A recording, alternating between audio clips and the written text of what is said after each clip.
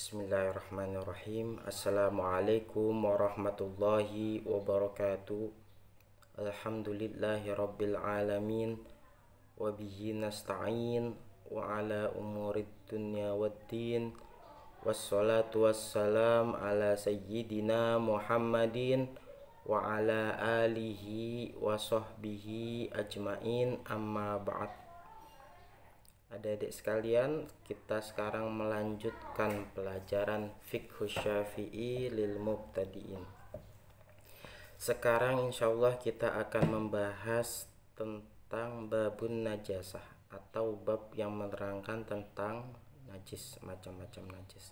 Dalam bab ini akan dijelaskan pembagian dari najasah, juga macam-macam najis seperti apa. Yang pertama itu yang akan diterangkan adalah baulul insan, kencingnya manusia dan kotoran manusia juga. Begitu juga dengan hewan. Dan yang kedua adalah darah yang mengalir. Dan yang ketiga adalah bangkai. Yang keempat adalah bagian yang munfasil atau terpotong dari hewan ketika hewan tersebut masih hidup. Yang kelima menerangkan tentang cairan-cairan yang memabukkan. Dan yang keenam menerangkan tentang najisnya dari anjing dan babi. Langsung saja kita mulai. Sekarang kita akan menjelaskan, saya di sini akan menjelaskan tentang babun najasah. Yang pertama, najis itu kebalikan dari suci. Dan najis ini dibagi menjadi dua. Yang pertama adalah najasah haqiqiyah atau ainiyah. Maksud dari najis hakiki adalah setiap kotoran yang mencegah kesahan suatu sholat. Seperti apa? Seperti darah, kencing. Dan kotoran ini, yaitu najis yang hakikiyah ini, yang hakiki ini, tidak bisa disucikan atau tidak akan suci dalam keadaan apapun. Bisanya apa? Bisanya dibersihkan. Misalkan darah itu najis hakiki. Apakah bisa suci darah tersebut? Tidak bisa. Darah tersebut tidak bisa suci, tapi bisa disucikan. Disucikannya dengan apa? Dengan dibersihkan darah tersebut. Tapi kalau misalkan jadi suci darah tersebut nggak bisa. Nah, itu adalah definisi dari najasah hakikiyah atau ainiyah. Dan yang kedua adalah najasah yang hukmiyah. Secara hukum itu najis.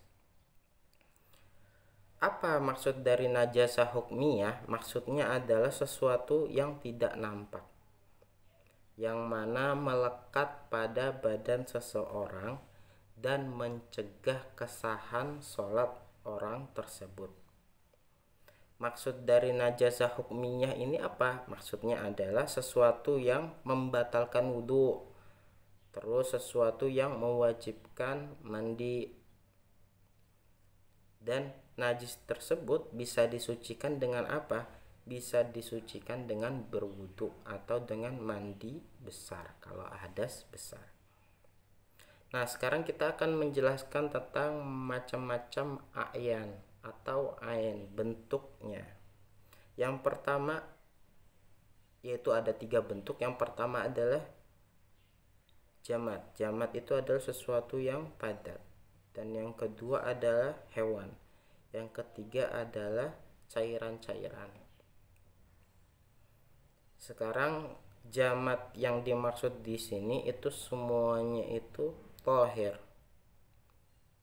Apa maksud dari jamat di sini? Adalah sesuatu yang bukan berasal dari hewan, bukan juga bagian daripada hewan, dan juga bukan sesuatu yang keluar dari hewan. Itu yang maksud dari jamat. Kulluhu tohir, hukumnya semuanya tohir. Berarti ini bukan menerangkan tentang najis, ini menerangkan tentang bentuk. Segala bentuk itu ada yang jamat.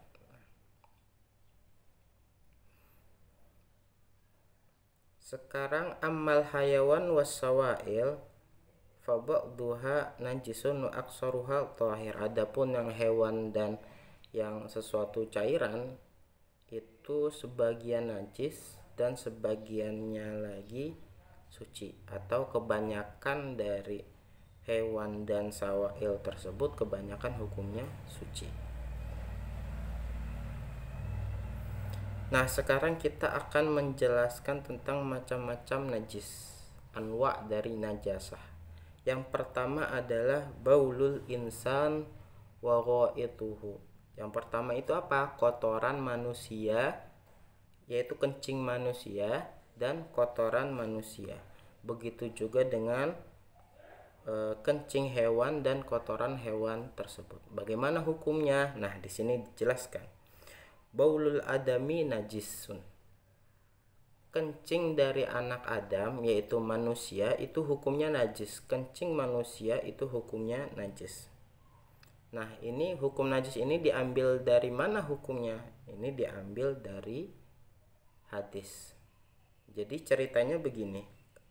Pada suatu hari ada seorang Arab Badui yang mana dia ini kencing di masjid. Kemudian Rasulullah Shallallahu Alaihi Wasallam bersabda, "Subu alaihi dzanuban min ma'in." Tuangkanlah air 1 ember di atas bekas kencing tersebut.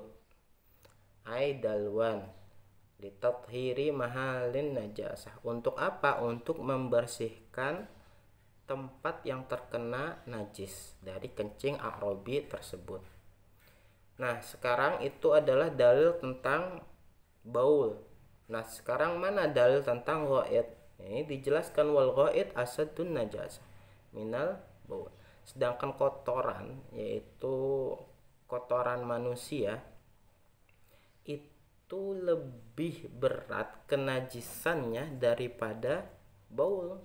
Jadi ini menunjukkan kalau misalkan kotoran manusia itu lebih najis daripada baul. Nah, itu menunjukkan berarti kalau misalkan kencing aja najis, apalagi kotoran, maka akan lebih najis. Begitu juga dengan hewan. Jadi hukumnya sama. Karena manusia itu juga sebenarnya juga hewan, tetapi hewan apa? Hayawanun natiq. Hewan yang mempunyai akal. Makanya hukumnya baul dan farthu dari hayawan itu sama-sama najis sebagaimana manusia. Nah, sekarang menjelaskan tentang mani. Ini pembagiannya. Maka mani dari anak Adam itu hukumnya adalah suci. Karena kenapa kok mani itu suci? Karena mani adalah materi asal penciptaan manusia yang mulia.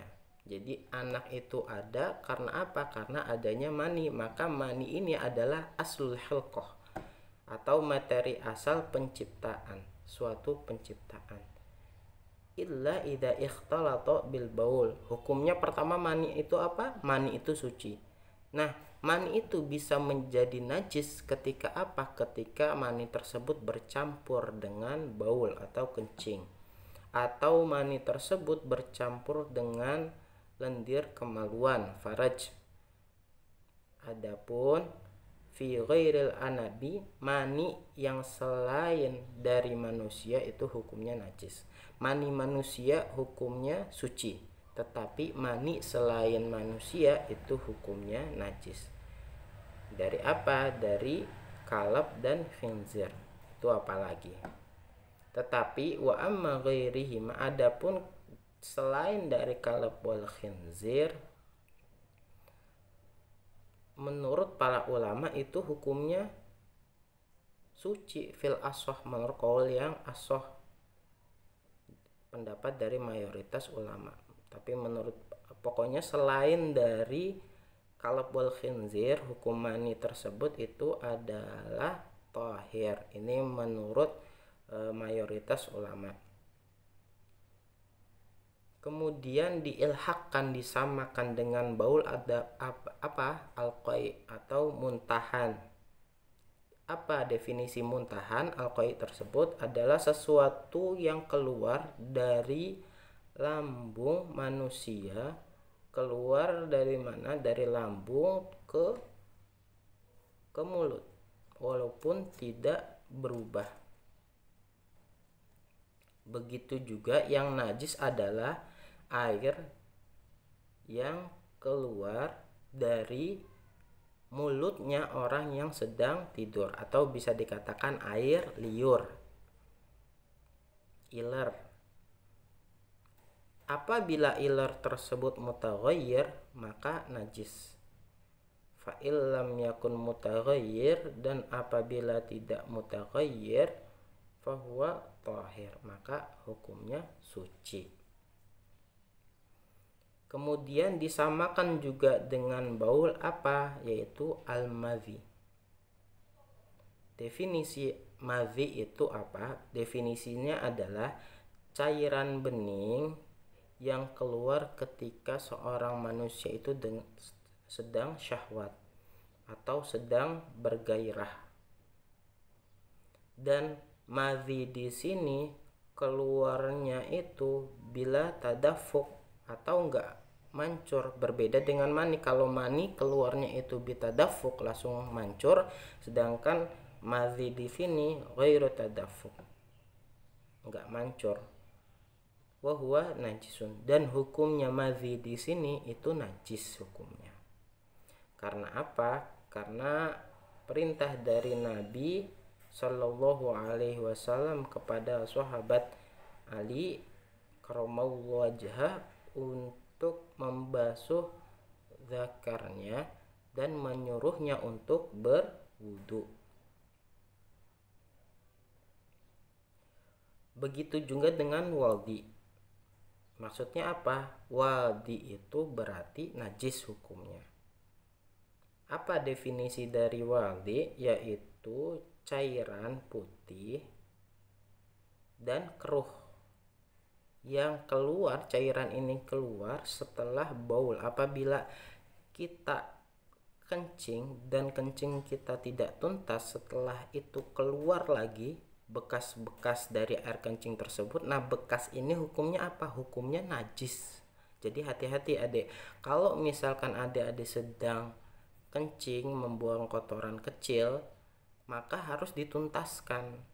Nanti di kitab fikih dijelaskan cara-cara mentuntaskan kencing tersebut, karena ini adalah sesuatu yang penting. Andaikan nanti keluar, maka pakaian yang kita kenakan, sarung yang kita kenakan akan terkena najis, dan sholat kita tidak sah. Karena apa? Karena pakaian kita najis. Jadi harus hati-hati.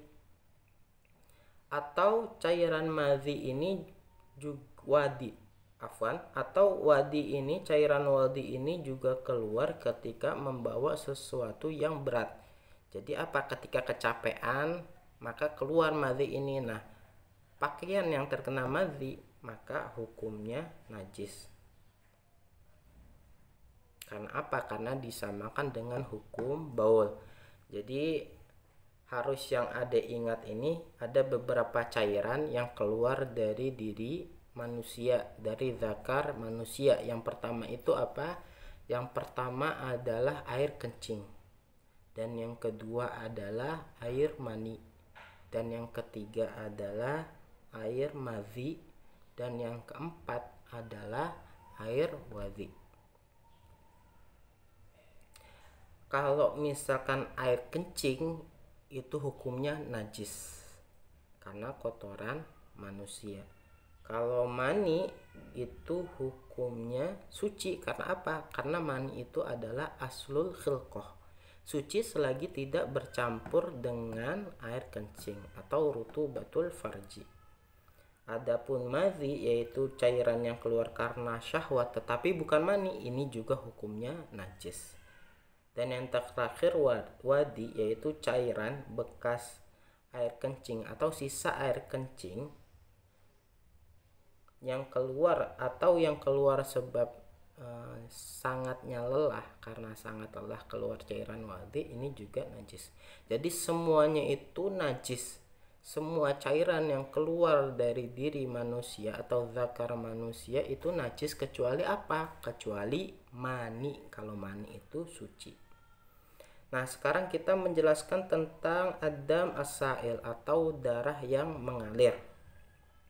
Darah yang mengalir itu hukumnya najis, baik itu darahnya dari manusia atau darahnya dari hewan. Diambilnya dari apa? Dari firman Allah, au daman masfuhan aw lahma khinzirin fa innahu rijsun. Karena yang disebutkan tadi itu adalah rijsun atau kotoran.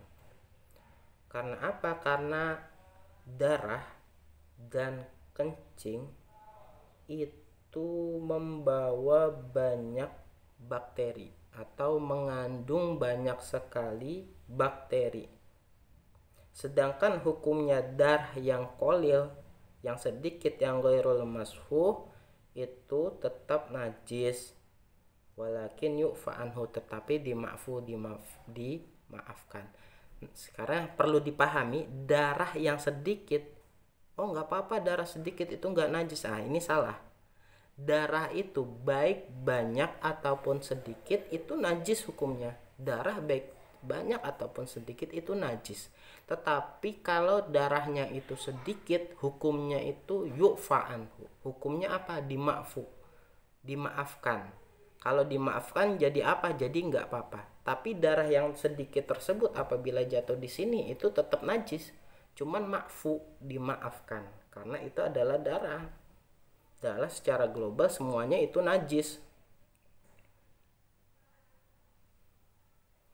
Nah, sekarang dikeluarkan dari kenajisan darah itu adalah al-kabid wa tihal. Apa kabid dan tihal? Kabid dan tihal itu kabid hati. Dan tihal itu limpa yang ada di organ dalam manusia atau hewan. Fa innahuma damani mutajammidani. Kabid dan tihal ini adalah darah yang mengental sehingga menjadi suatu gumpalan dan menjadi bagian dari organ tubuh manusia. Kok bisa suci hukumnya? Bisa suci karena diambil dari sabda Rasulullah sallallahu alaihi wasallam, "Uhillat lakum maitatani wa damani fa ammal maitatani fal hutu wal jaradu wa ammad damani fal kabid wa tihal." Dihalalkan bagi kamu dua bangkai dan dua darah. Apa bangkai yang dihalalkan, yang disucikan, yaitu bangkai dari ikan dan bangkai dari belalang. Sedangkan dua darah yang suci yang tidak najis adalah hati dan tihal. Ini diambil berarti dasarnya dari sabda Rasulullah Shallallahu Alaihi Wasallam. Dan disamakan juga dengan darah dalam kenajisannya itu adalah al-qayh atau nanah. Fa innahu najis, nanah itu najis. Kalau al-qayhu itu adalah muntahan, kalau al-qayhu hak itu adalah nanah. Nanah hukumnya nanah itu najis. Begitu juga dengan air yang terdapat dalam luka manusia. Apabila manusia itu terluka nanti ada cairan. Nah, kalau misalkan cairan itu mutaghayyir, maka hukumnya itu adalah najis. Tetapi kalau cairannya itu enggak mutaghayyir, maka enggak najis. Yang ketiga, sekarang kita menjelaskan tentang hukum dari bangkai. Gimana hukum dari bangkai itu? Nah, setiap bangkai atau semua bangkai itu hukumnya najis. Maksud dari bangkai definisinya apa? Yaitu sesuatu atau hewan yang mati tanpa disembelih secara syar'i. Itu definisi jadi dari bangkai. Apapun hewan yang matinya itu bukan karena zakah syar'iyah atau penyembelihan yang syar'i, itu hukumnya najis. Baik itu suci ataupun tidak. Karena apa? Diambil dari qauluhu ta'ala, hurrimat alaikumul maitah, diharamkan bagi kamu adalah maitah bangkai. Sawaun akana tahira, baik itu hewannya itu asalnya suci ataupun tidak. Apabila ada sapi itu matinya tidak disembelih, maka hukumnya bangkai tersebut adalah najis. Ya, paham ya? Bahkan kalau sapi matinya tanpa disembelih, hukumnya tetap najis. Karena itu masuk dari definisi bangkai. Apa bangkai itu? Setiap hewan yang matinya itu apa? Bukan dengan penyembelihan yang syar'i, baik yang hewan tersebut asalnya suci ataupun tidak. Maka dari sini diambil kesimpulan bahwa rambutnya maitah bangkai dan bulunya maitah itu juga najis. Begitu juga dengan susu dari maitah, itu juga najis. Contoh, andai kata ada kambing meninggal bukan disembelih secara syar'i, misalkan ketabrak mobil, mati kambing tersebut. Nah, dari kambing yang mati tersebut keluar susu dari putingnya dari si kambing tersebut, maka air susu ini hukumnya najis. Karena apa? Karena keluar dari mayitah. Paham ya? Nah, sekarang dikecualikan dari najasatul mayyitah adalah mayit Adam, bangkai dari anak Adam atau manusia dan bagian-bagiannya. Karena bangkai manusia atau mayat dari manusia dan bagian tubuhnya, apabila manusia itu tangannya dipotong, tangannya ini hukumnya apa? Hukumnya semuanya tetap suci. Dalilnya dari mana? Li'annallaha ta'ala karramal insan, karena sesungguhnya Allah Subhanahu wa ta'ala itu memuliakan manusia, baik manusianya itu hidup ataupun manusianya itu mati. Dan dikeluarkan juga dari bangkai yang najis adalah apa? Bangkai dari ikan. Begitu juga semua hewan laut yang mana enggak bisa hidup kecuali di air. Jadi segala sesuatu yang hidup 100% di air itu hukumnya suci bangkainya. 100% hidup di air. Kalau ada dua, misalkan dia bisa hidup di air dan darat, maka bangkainya enggak suci. Karena yang suci itu binatang yang 100% hidup di air. Begitu juga disamakan adalah sesuatu atau suatu hewan yang mala nafsalaha sa'ilah, yang punya darah tetapi darahnya itu tidak mengalir. Seperti apa? Seperti lalat. Lalat itu bangkainya berarti apa? Suci juga, karena di sana nggak ada darah yang mengalir. Begitu juga dengan nyamuk dan bak atau kutu dan lain sebagainya. Nah, sekarang ke pembahasan selanjutnya, yaitu al-munfasil minal hayawan hal hayatihi, yaitu bagian tubuh yang terpotong dari hewan ketika hidup. Jadi ada hewan tersebut misalkan ketabrak mobil, nah kakinya itu terpotong tetapi hewannya masih hidup, itu bagaimana hukumnya? Ini dijelaskan, setiap bagian yang terputus dari hewan ketika hidup itu hukumnya najis walaupun hewannya masih hidup, cuman bagian yang terpotong itu hukumnya najis.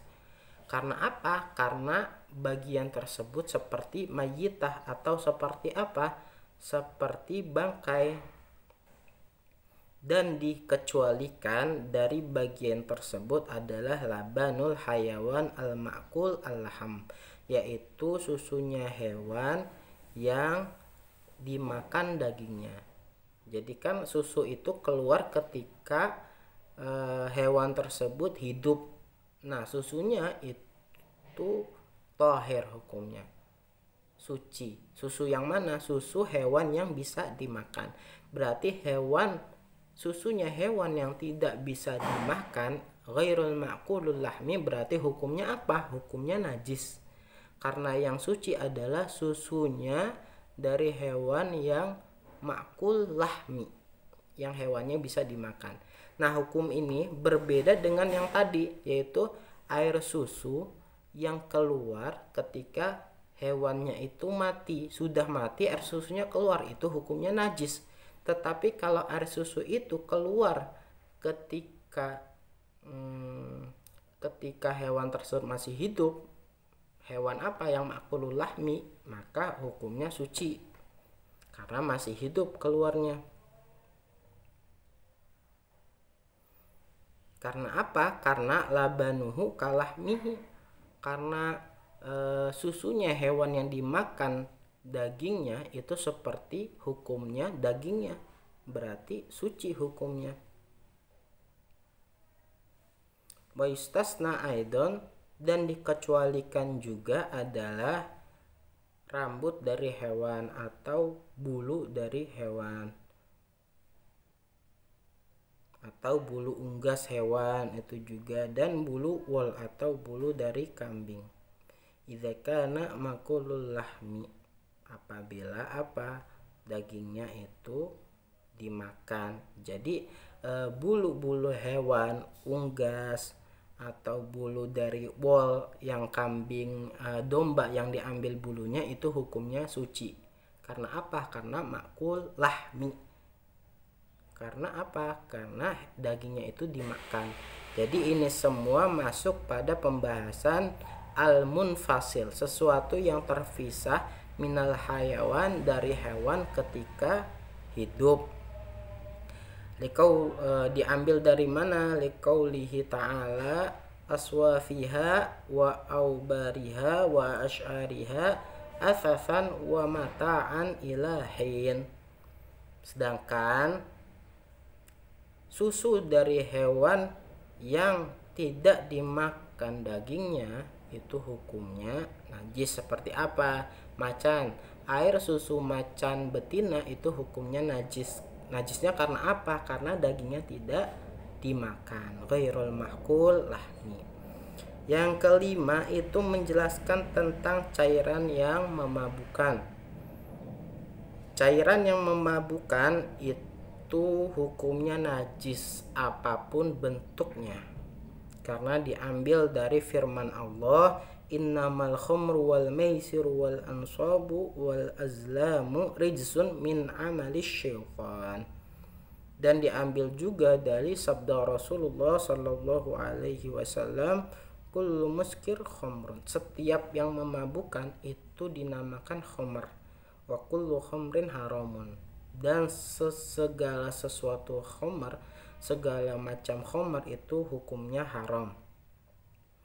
Illa annal khamr tathhir bit takhlil, kecuali khamr itu bisa menjadi suci. Khamr itu bisa menjadi suci ketika apa? Ketika khamr tersebut itu berubah jadi cuka. Jadi khamr apabila dibiarkan itu bisa menjadi cuka. Khamr itu hukumnya najis. Ketika dibiarkan lama-lama akan berubah jadi cuka, dan cuka itu hukumnya menjadi suci. Kalau cuka itu jadi suci. Tetapi kalau masih khamr maka hukumnya tetap najis. Yang terakhir adalah tentang al-kalb wal khinzir. Hukum dari anjing dan babi, hukumnya itu seperti apa? Fakulu minhuma najisul ain. setiap dari keduanya yaitu anjing dan babi itu hukumnya najis n, nggak bisa disucikan, dan wajib membersihkan keduanya apabila kita terkena dari keduanya. Karena apa? Karena diambil dari sabda Rasulullah Shallallahu Alaihi Wasallam, tuhuru ina'i ahadikum idza walagha fihi al-kalbu ayaghsilahu sab'a marrat ulahunna bit-turab. Bersihkanlah wadah kamu sekalian jika terkena jilatan dari anjing, dan bersihkan dengan 7 kali basuhan, dan salah satunya dengan tanah yang suci. Ini cara menghilangkan najis mughalladhah. Nah, sekian dari saya. Tadi itu menjelaskan tentang macam-macam najis dan hukum-hukum yang terdapat di dalamnya. Kurang lebihnya mohon maaf. Wassalamualaikum warahmatullahi wabarakatuh.